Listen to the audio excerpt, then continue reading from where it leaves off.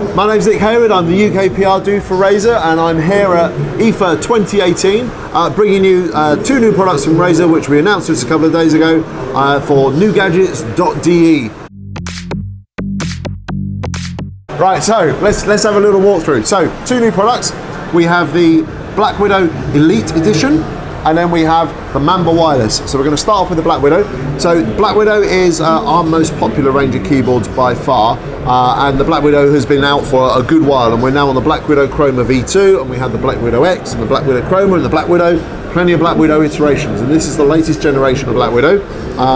I'm just going to walk you through the new features on this. So we've gone for, we still have the wrist rest, which everybody loves. They really like this. It's magnetically attached, so it just literally, there's no clips to break or anything. It's just attached, and the magnets there are nice and firm to hold it in place, but it can also easily be pulled away. And this gives you a better view. We've got our chroma lighting running across the whole thing, and you can see it's actually synced up as chroma does with the rest of the peripherals that support chroma. By the way, this is the Goliathus chroma surface. It's a flexible lit surface. We're not talking about that because that's been out a little while. It's just these two, but we'll do a little bit of that maybe. So back to the BlackWidow Elite. We have the raised key design, which we featured on the BlackWidow X and also on the Huntsman Elite. But what we've done is we've improved and modified the BlackWidow. So we don't have the macro keys anymore, but what we do have is our new key switch design. Now, this is going to give Johan's problems because he needs to come and zoom in now. You've got to come in and zoom in and be down here. Okay, so while we're zoomed in on this key switch, I'll just tell you a little bit about it. First off, you can see these two plastic sides to it. What that does is that stabilizes the key. Now, many other key switches just have the plus in the middle that you attach the key. So when you press the key, there's loads of wobble.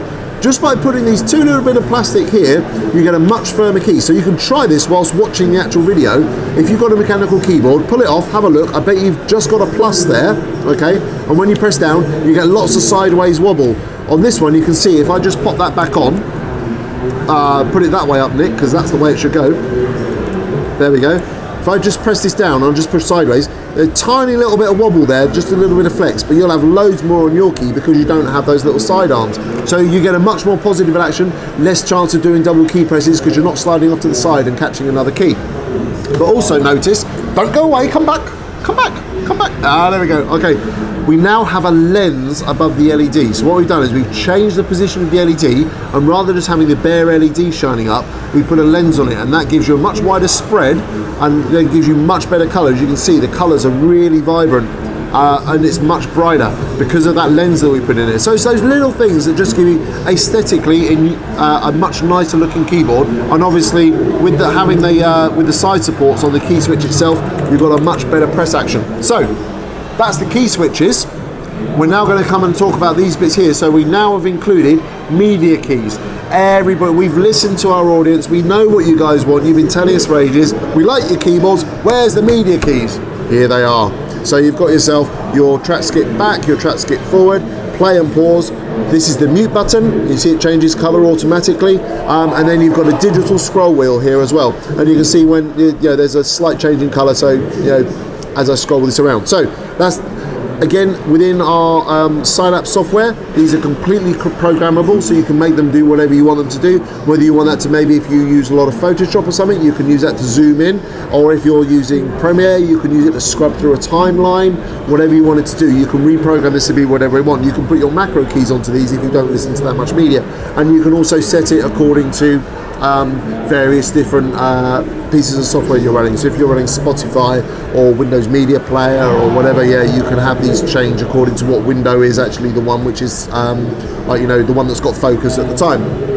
So also on the keyboard we have cable management, so you can come out the back, you can go across the ends here, so you can just press it in like that, so you can come out of the left or out of the right. And we also have a 2-level filter system as well, so you can see there you've got that's the highest setting, and then you've got a smaller one as well if you don't want quite as much of a tilt. And there you go, so that's actually got an open up stuff over there, but that's fine. So yeah, so that is the BlackWidow Elite, and that's available now from Razer.com for €179.99, so 179 euros. And yeah, you've got yourself a great keyboard, loads of chroma lighting, and obviously fits in with our chroma layouts. So slide that over to one side, and now we can have a look at the Mamba Wireless. So the Mamba Wireless is the latest in the wireless, in the Mamba family of mice. It's a wireless mouse, but can also be used wired. And so we've got a little dongle in the blade over here, which is actually the wireless receiver. And that actually fits into the bottom of the mouse here just by pulling that up there. There's a little slot and we can pop the wireless dongle in there. And then you can also have a look at the buttons here. So we've got the on-off button to turn it on and off. And then we've got the profile button here. So if we set the profiles up, you can save up to 5 profiles.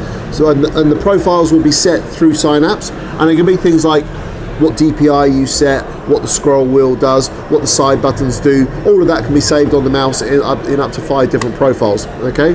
Now the mouse itself is really light. Johan, hold your hand out in front of the camera. It's pretty light, isn't it?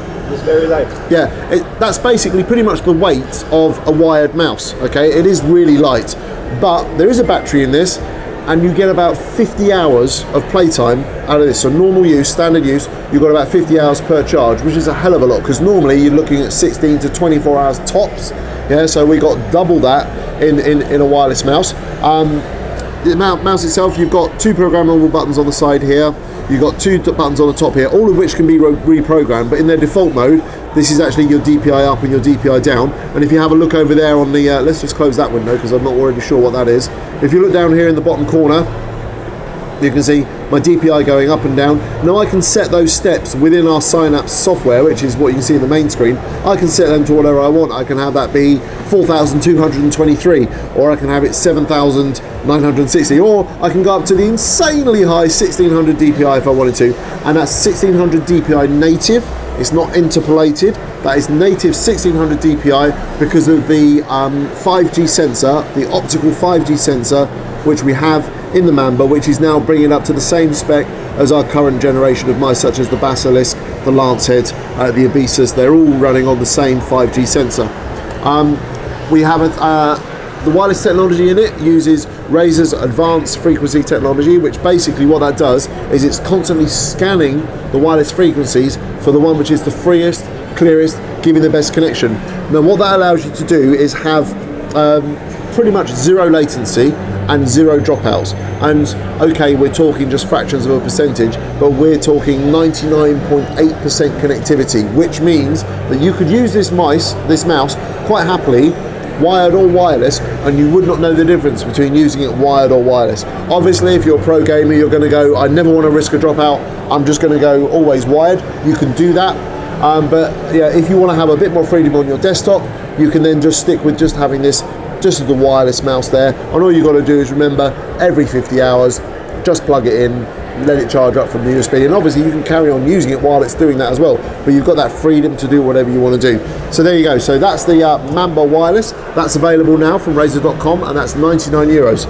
So there we go. So that's the range of the 3. If you watched the other video, you already know about it, but if you haven't watched it, make sure that you click the link underneath here or click the video next to it, depending where it's going out, so you can see all about the Kraken TE. I'm not going to tell you anything about it. You've got to go watch the other video, okay? But this is our Raise the Level Cap Suite, announced here at IFA 2017. I've been Nick Hayward, he's Johans, he owes me money, we're going to go for a drink now. Isn't that right?